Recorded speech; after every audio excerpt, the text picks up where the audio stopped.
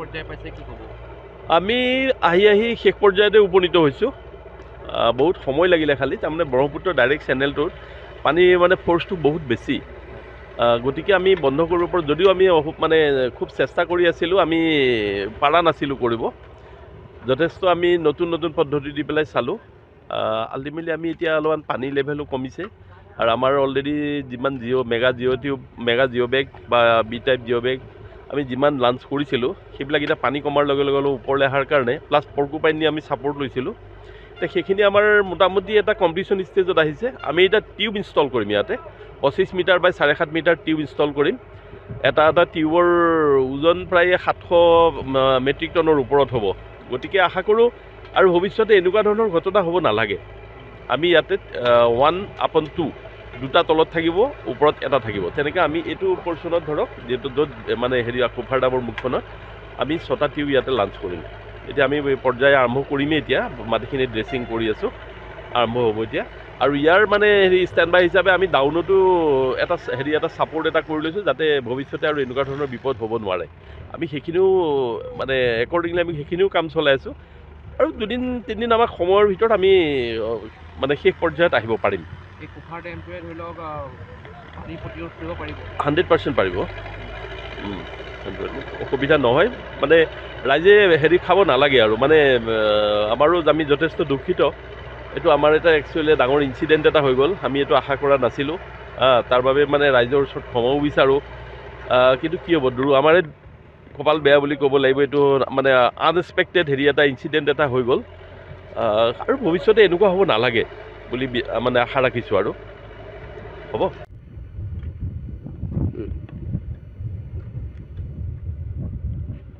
ব্ৰহ্মপুত্ৰৰ হাতীমূৰাৰ নিচেই সমীপতে কলংমুখৰ যি ছুইচ গেট আছিল, সেই ছুইচ গেট পৰীক্ষণৰ বাবে ঠিক জুন মাহৰ শেষৰ ফালে কফাৰ ডামটোৰ সন্মুখভাগ খুলি দি ছুইচ গেটৰ যিটো সুৰক্ষা বান্ধ আছিল সেইটো খুলি দি ছুইচ গেটৰ টেকনিকেল কিবা ডিফিকাল্টি আছে নেকি তাক পৰীক্ষণৰ কাৰণে পানীটো এৰি দিয়া হৈছিল। আৰু সেই সময়ত আমি প্ৰত্যক্ষদৰ্শী হিচাপে আছিলোঁ, কলিয়া বৰুৱা এগৰাকী ব্যক্তি হিচাপে।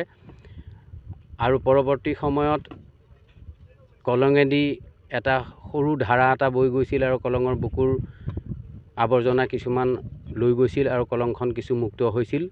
কিন্তু দুৰ্ভাগ্যৰ কথা, প্ৰবাহিত কলং, উজ্জীৱিত কলঙৰ সপোন লৈ মাননীয় সেই সময়ৰ জলসম্পদ মন্ত্ৰী শ্ৰীযুত কেশৱ মহন্ত ডাঙৰীয়াই যিটো সপোন দেখিছিল আৰু তাক কাৰ্যকৰী কৰিবলৈ যাওঁতে গত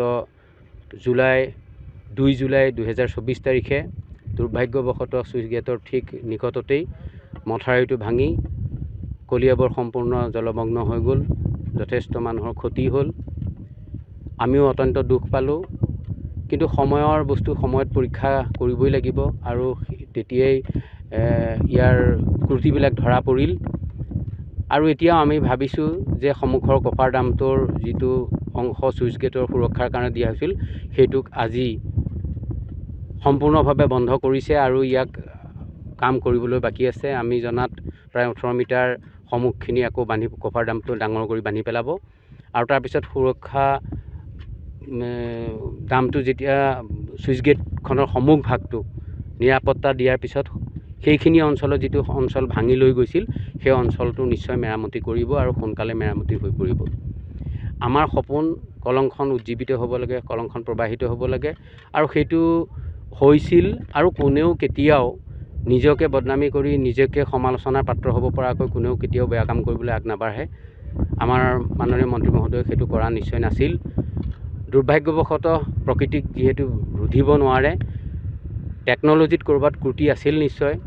আমি আশা কৰিছোঁ পৰৱৰ্তী সময়ত অত্যাধুনিক টেকন'লজিৰে বৰ্তমানৰ যি ছুইচ গেটৰ আমি ছবি দেখিছোঁ সেই ছবিটোত পুৰণি এটা ছিষ্টেমত চকৰি ঘূৰাই ওপৰলৈ তোলা তললৈ নমোৱা ছিষ্টেমত আছে। পৰৱৰ্তী সময়ত যিহেতু এটা শিক্ষা হৈছে যে ছুইচ গেটখনৰ আকাৰ বঢ়োৱা বা ইয়াক অত্যাধুনিক টেকন'লজি লগাই ইয়াক হয়তো ইলেক্ট্ৰনিক মাধ্যমেৰে তাক উঠোৱা নমোৱা কৰাৰ ব্যৱস্থা আৰু সুৰক্ষা বান্ধটোৰ ছুইচ গেটৰ কমেও 100-200 মিটাৰ সোঁৱে বাৱে কংক্ৰিট নকৰিলে এই ভগা অংশটো আকৌ ভৱিষ্যতলৈ ভঙাৰ আশংকা থাকে। গতিকে দূৰদৰ্শী চিন্তাৰে ভৱিষ্যতে যাতে এই সুৰক্ষা বান্ধটোৰ কাৰণে কোনেও সমালোচনাৰ পাত্ৰ হ'ব নালাগে, চৰকাৰী ধনৰো ক্ষতি হ'ব নালাগে আৰু কলিয়াবৰৰ জনসাধাৰণ তথা নগাঁৱৰ জনসাধাৰণেও দুৰ্ভোগ ভুগিব নালাগে, তাৰ কাৰণে এটা দূৰদৰ্শী চিন্তাৰে আগবাঢ়িব।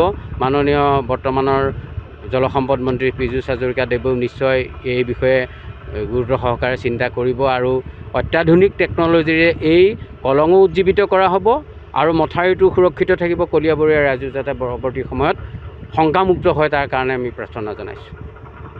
যিকোনো খবৰৰ বাবে যোগাযোগ কৰক 7099017330 আৰু 7099017110 নম্বৰত।